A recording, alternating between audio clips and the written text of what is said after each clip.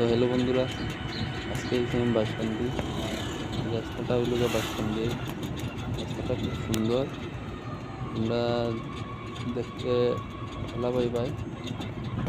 রাস্তাটা দেব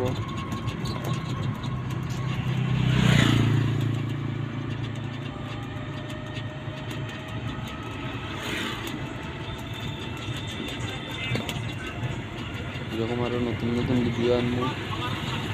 দেখো